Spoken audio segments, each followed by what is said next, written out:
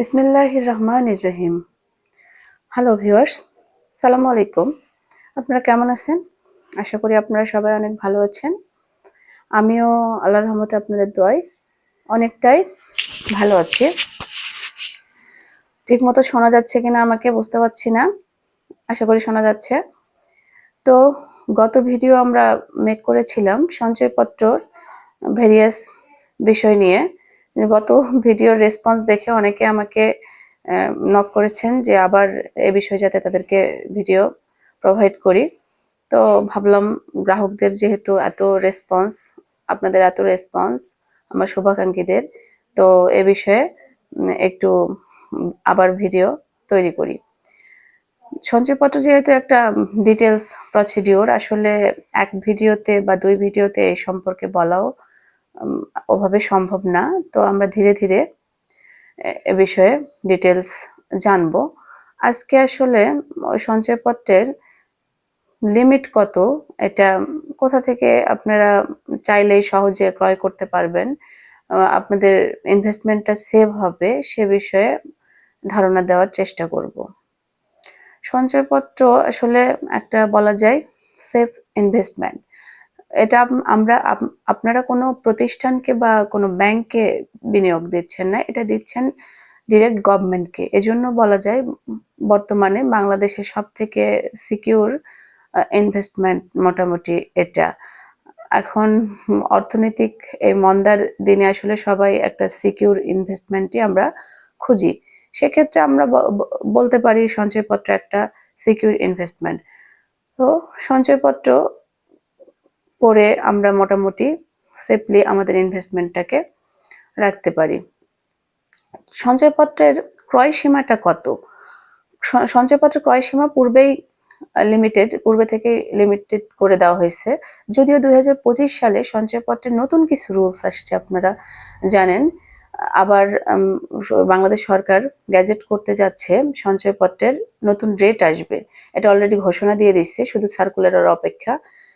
এই রেট আসলে হয়তো বা পূর্বের সহ যারা সঞ্চয়পত্র করছেন এবং করবেন তাদের জন্য আরো ভালো হবে, প্রফিটেবল হবে। আর ডে বাই ডে অবশ্যই এটার রেট বাড়ানো উচিত, যেহেতু অর্থনৈতিক আমাদের মুদ্রার ইনফ্লেশন হচ্ছে। এখানে আসলে যদি না বাড়ানো হয় রেটটা, তাহলে নর্মাল গ্রাহক আমরা যারা, তারা ক্ষতিগ্রস্ত হবে। এর কথা ভেবেই হয়তো সরকার নতুন সিদ্ধান্ত। অতি শীঘ্রই আমরা আশা করছি সঞ্চয়পত্রের নিউ রেটটা ক্যালকুলেশন হবে। সেজন্য আপনারা সবাই এই সঞ্চয়পত্রে ইনভেস্টমেন্ট করতে পারেন। সঞ্চয়পত্রের লিমিট কে কত লাখ পর্যন্ত ক্রয় করতে পারবেন? একজন সাধারণ গ্রাহক সঞ্চয়পত্রের হিসাবে 50 লক্ষ টাকা জমা করতে পারবেন, ক্রয় করতে পারবেন।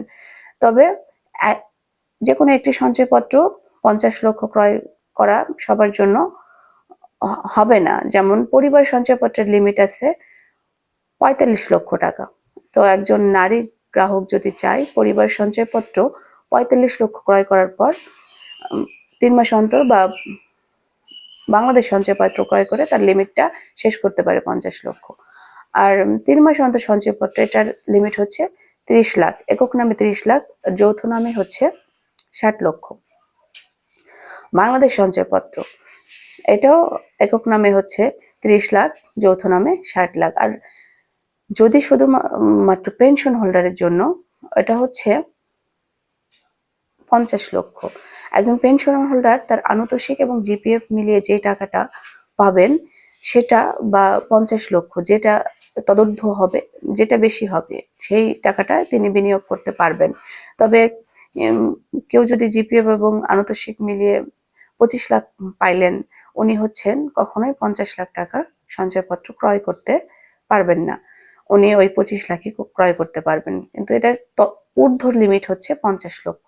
ইনি এই 50 লক্ষ, হ্যাঁ এখানে একটা কথা হচ্ছে, একজন পেনশন হোল্ডার এই 50 লক্ষের বাইরে সঞ্চয়পত্র ক্রয় করতে পারবেন কিনা, হ্যাঁ এটা তার আলাদা লিমিট। এটা বাংলাদেশ সরকারের পেনশন হোল্ডার হিসেবে এটা তার জন্য আলাদা সুবিধা। এছাড়া তিনি সাধারণ গ্রাহক হিসেবে যে লিমিট সীমা আছে ওটা ক্রয় করতে পারবেন। এজন্য সঞ্চয়পত্র এখন যদি কেউ পরিবার করে বাকিটা বাংলাদেশ সঞ্চয়পত্র করতে চান পারবেন। আবার কেউ যদি পেনশনের সঞ্চয়পত্র করে বাকিটা বাংলাদেশ পরিবার বা 3 মাস অন্তর সঞ্চয়পত্র করতে চান পারবেন।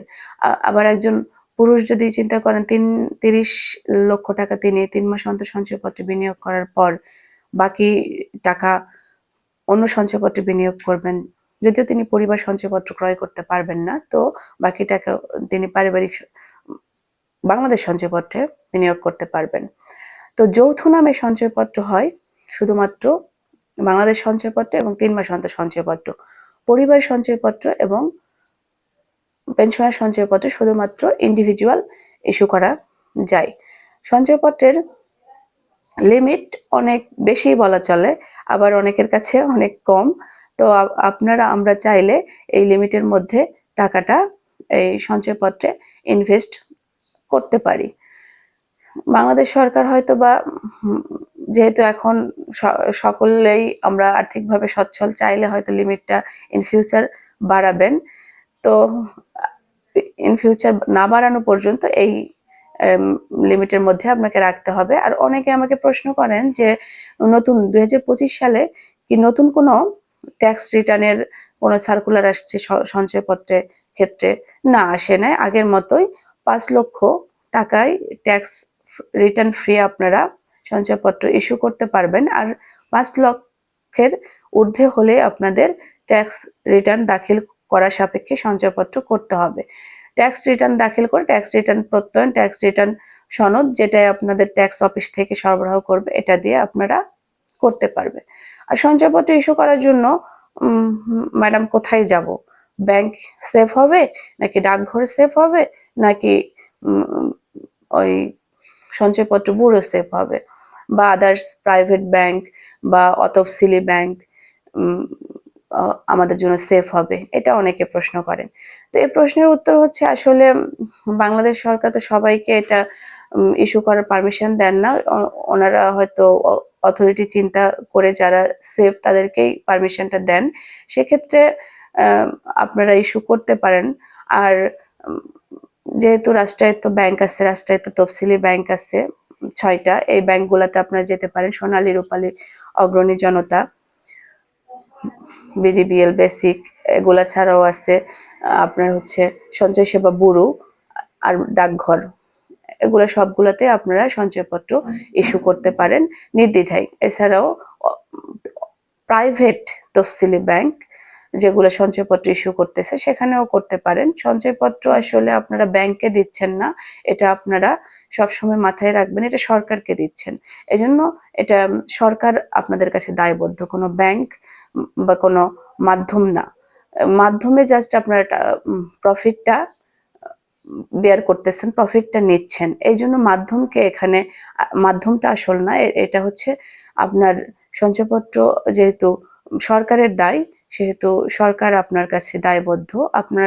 আমরা সবাইকে সঞ্চয়ে উদ্বুদ্ধ করার জন্য বাংলাদেশ সরকারের এটা একটা প্রচারণা বলতে পারেন। আর এজন্য এই প্রফিট রেটটা ডে বাই ডে সরকার ইনক্রিজ করতেছে। আশা করা যাচ্ছে ইন ফিউচার এটা বাড়বে, কমবে না। তো আমরা সবাই সঞ্চয়ে উদ্বুদ্ধ হই, বিভিন্ন সেফ ইনভেস্টমেন্ট হিসেবে সঞ্চয়পত্রের দিকে ঝুঁকি। সবাই নির্ভরযোগ্য প্রতিষ্ঠানের মাধ্যমেই সঞ্চয়পত্র ক্রয় করি, নিজের টাকা নিজের দেশেই রাখি, আর বিনিয়োগে উদ্বুদ্ধ হই।